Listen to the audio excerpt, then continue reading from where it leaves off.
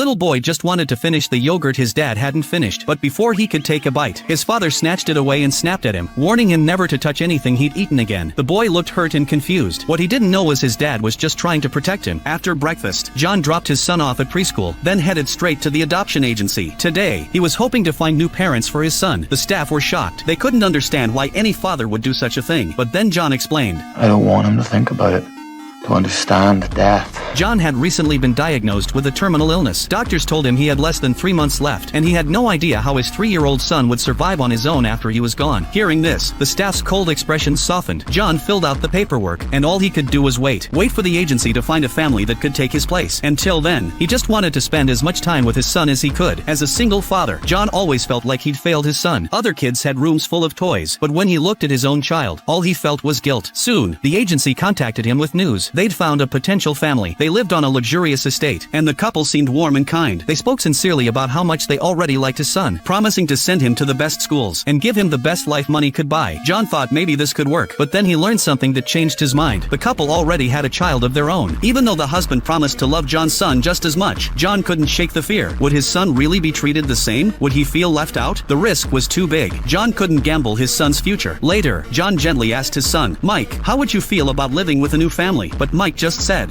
I like home. John's heart ached. Of course, he wished things could stay this way forever, but he knew that wasn't possible. One morning, on the way to preschool, Mike asked why all the other kids had moms, but he didn't. Looking into his son's innocent face, John felt like 1,000 needles pierced his heart. He wanted to explain that his mother had left, that she wasn't coming back, but he couldn't bring himself to say it. So he told Mike, she went somewhere far away. It'll be a long time before she comes back. John truly loved his son, even while battling illness. He still read him bedtime stories in the quiet of the night, still took walks with him through the park on sunny afternoons. The way Mike's eyes lit up when John talked about excavators, that became John's most treasured memory. He just wanted to be there a little longer, give his son more happy days, even if his own days